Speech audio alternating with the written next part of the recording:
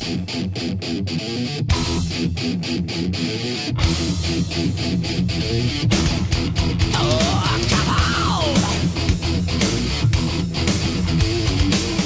everybody, and welcome to the Matt Mitchell Show here at UChellos. I'm DJ Foster, joined as always by Grand Valley State head football coach Matt Mitchell. Mitch, you guys put together maybe your best game of the year, 57-10 win against visiting Ferris State this past Saturday night. You scored touchdowns on your first 4 possessions. You took a 38-7 lead in a halftime, and you had 631 total yards of offense. Is that your best performance this year?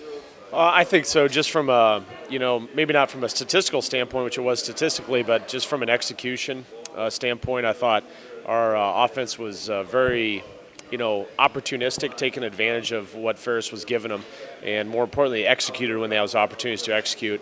And we didn't turn the ball over, which has been a problem with us early in the year. Our ball security by our backs and our receivers and the skill guys was good, and then Heath did a good job making some decisions in the passing game. So I think it's a credit to not only the kids but our coaches on the offensive side of the ball. I think we had a good game plan, a good attack, but ultimately it comes down to the players on the field, and they did a good job going out and executing it. So from that standpoint, from the intangible things, I think it probably was our best game. It was well documented, obviously, that you lost Norman Shuford last week to an ACL injury, but it looked like guys picked up right where he left off.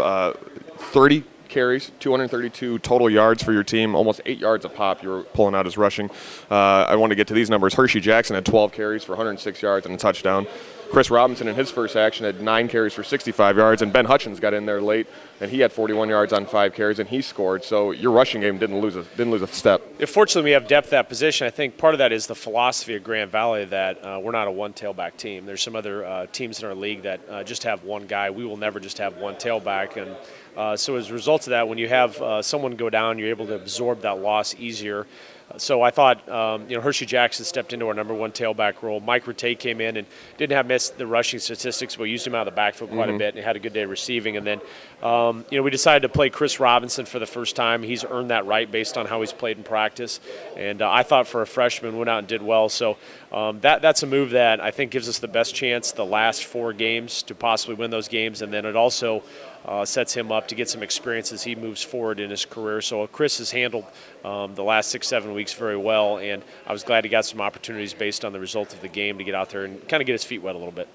You started 1-3, and quarterback Heath Parling had his ups and downs during that time. I think that's fair to say. In these last 4 weeks, though, he's been tremendous. Coming off his 6 touchdown performance against Ferris State this past weekend, in his last 4 starts, he's completing 68% of his passes, throwing for nearly 260 yards a game, and has 18 touchdowns to just 1 interception.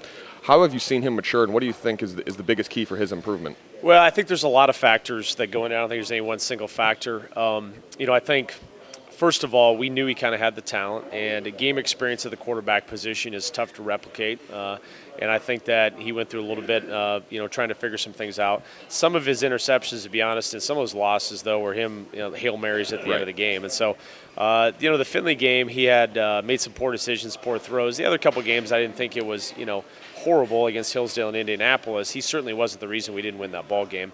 But I think, moving forward, he's getting more comfortable back there. I think Coach Kaler's done a great job of putting him in some very good situations that allow him to have success.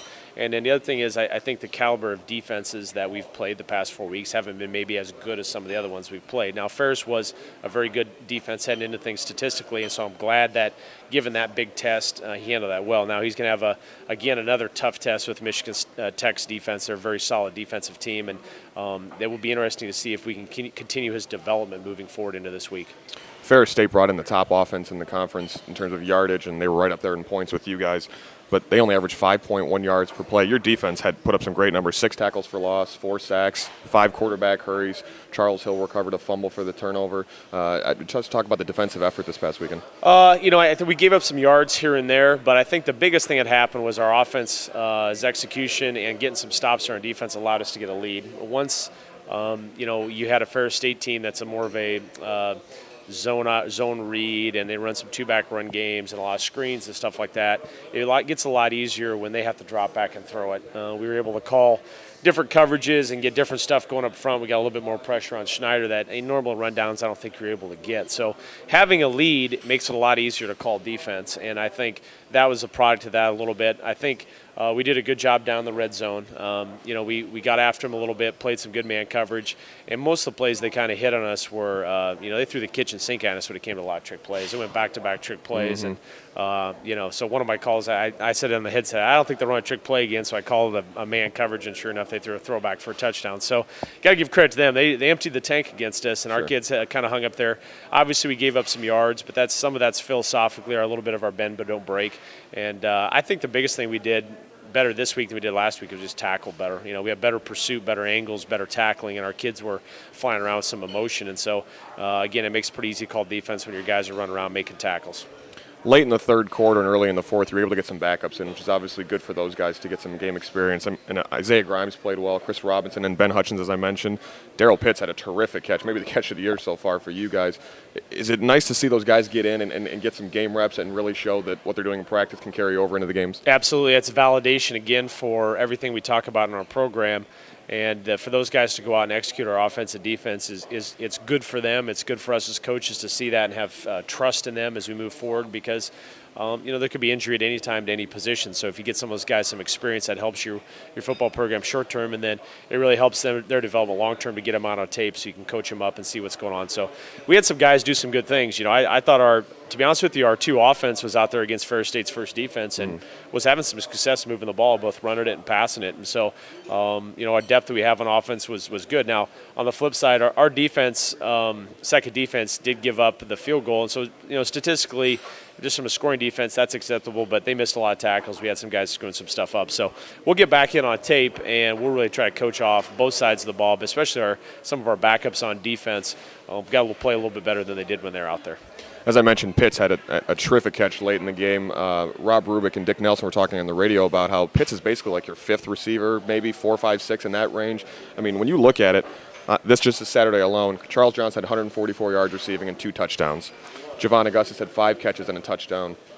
Greg Gay had 2 touchdown catches, and Israel Wolfork got a touchdown catch. Is this the most talented wide receiver core you've seen since you've been here? It would rank up there. Like, again, when you look at top to bottom, I think it is. And we may have had a couple players here in the past that are more talented at the top end and maybe our guys, but we have a tremendous amount of depth. Brandon Green will be back this week. He had an ankle sprain. He's a very unsung hero for us, too. Does a lot of special teams. Is very explosive and fast. And Pitts is right there in that mix. Billy Seiler's done both receiver and running back duty. So I'd say top to bottom, it's a good crew. It's a very impressive crew, and they're able to do a lot of different things. We have a lot of different types of guys. We got smaller, speedier guys. We got stretch the field guys.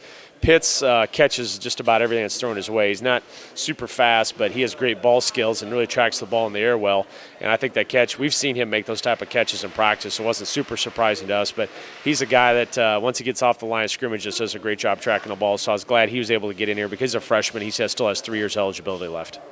Looking forward to this week against Michigan Tech. You'll have identical records, both 5-3, 4-3 in the GLIAC. Michigan Tech's 3 losses are to Wayne State, a overtime loss to Saginaw Valley State, 44-41, a high-scoring game, and then a 13-7 loss to Hillsdale.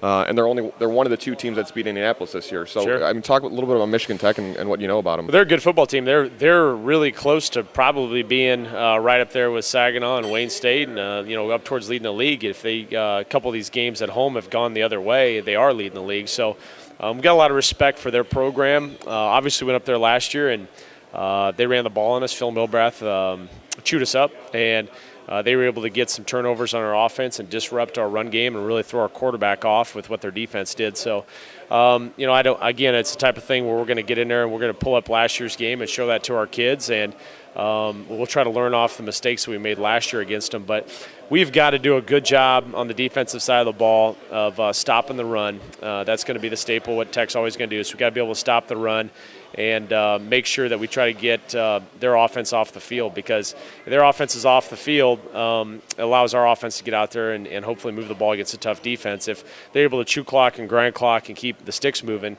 we're just not going to have those opportunities for our offense to score. And so it's the same type of game that you have with a couple other opponents in the league that The key being if, Michigan Tech is very comfortable and the game is tight or they have a lead, they're not as much built for based on their scheme and their personnels to try to battle back, from a 2 or 3 score deficit. Sure. So, for us, it's going to be about getting off to a good start and our offense being opportunistic and hopefully taking advantage of what's given to us. And then on defense, we got to play a little bit better than we have in the past, especially, when it comes to some of our pass defense and stepping up and making some plays. Yeah, we'll talk just one last thing about the offense. Last year, obviously, as you mentioned, a 2017 loss at Michigan Tech. You guys were ranked #1 in the country. But Javon Augustus had a big day. 5 catches, 131 yards. He had 2 late touchdowns to bring you guys back in the game. Michigan Tech enters this week as a top-ranked defense, both in points and yards. They're first in the league in stopping the pass, second in stopping the run. 2-part question.